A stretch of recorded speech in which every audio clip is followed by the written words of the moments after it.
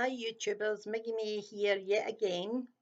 Just another wee story come to my head there, and it was a story one night about my friend Colette. She died in 2011, just weeks before her 50th birthday, and I miss her very, very much. Anyway, I was thinking the other day there about a wee story that happened, and her and I were at a party um, over somewhere in Drungen, and the party was in full swing. There was people about and milling about, and her and I were having cider and baby sham, which we enjoyed, and we were just laughing and that. And of course, she says to me, "I'm going up to the toilet, up the stairs to the toilet." I says, "Okay." So I went on talking to who else was there and whatnot like that. And about 5 minutes later, she came back in, and her face was ashen. It was absolutely white. And I said to her, "You okay? What's happened? Are you all right?" She says, "I'm fine." She says, "But see, when I was coming down the stairs there," she says, "I actually passed myself in the stairs." And I felt a cold shiver going down my back. I thought, I've never heard that before, Colette. She says, "I passed myself on the stairs. I was going up as I was coming down." She says, "I can't, Margaret, I don't know, I can't put my finger on what I seen or whatever." She says that because I don't believe in these things, but she says I'm shaking like a leaf, and she was shaking like a leaf. But she said she actually passed herself on the stairs.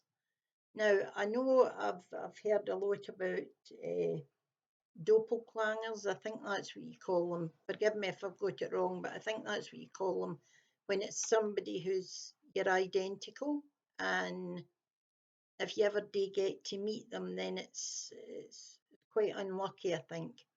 Anyway, she said she passed herself in the stairs, and it still kind of haunts me to this day because just even the thought of that, just even the thought of actually looking at yourself would be horrible.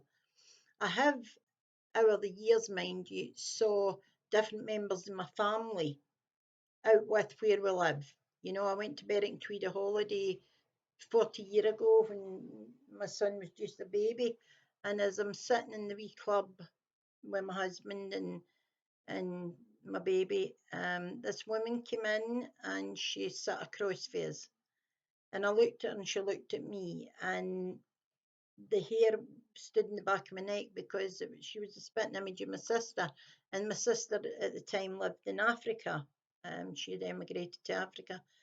And I said to John, I says, "Oh my God." And even John says, "Margaret, that must be Diana. Go and say something." I says, I can't bring myself to go over. But if it was her, she would have come and said, "Oh, I'm back," or something like that.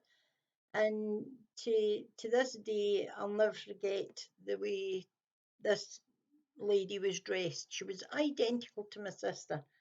Then one day I was in Prestwick, and there's a wee baker's at Prestwick Cross. I don't know what the name of the baker's is, but I'm sitting outside the baker's and I'm watching the customers coming and going, and I sees a guy behind the counter serving somebody, and it was my brother. What I thought was my brother. I couldn't believe it. I said no because my brother as a butcher. So anyway, gets up and goes into the shop, and I tell you, there was tingling, and up my neck as this guy served me and looked straight at me, and I thought, "Oh my God, that's my brother." But that was weird. That was weird as well.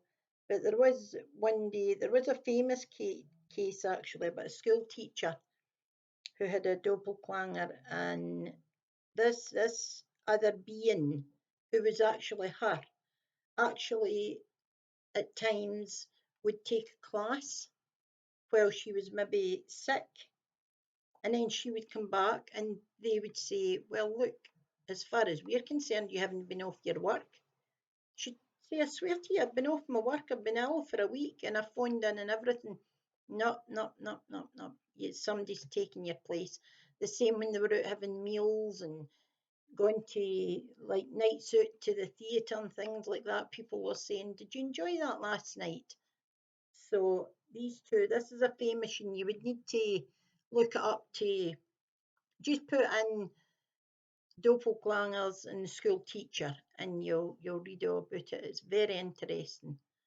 But it makes you wonder if there is another realm or another, I don't know, just another, I don't kind of think of the name now, my mind's blank today, but you wonder if there's another realm that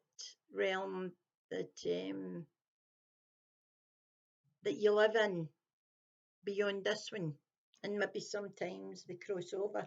It's the same when you see a UFO or a ghost, say. I've saw ghost programs where the spirit just walks on up the street or something like that, and I think perhaps that spirit is of somebody who's used to doing their shopping and is used to doing the same thing every day. It makes you wonder. Well, put it this way: there's more stranger things in this earth than there is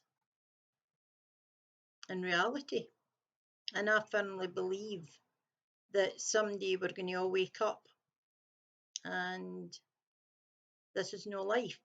I mean, what kind of cruel God would allow us to be on here for 70 years and 10, roughly 70 years, just to let us have a wee taste at the wonderful nature, and then to snap it for us at the drop of a hat, just snap it for us. What kind of cruel God would do that? What I personally think, I think lots of things, but I personally think that what we are all experiencing just now, and we think this is life. This is no, this is just like a Passover, and we're going to become what we are seeing just now on night vision cameras, and the other world we are seeing and we're picking up. That's the world we need to be on. Because look at it this way: one famous guy said, and I can't remember.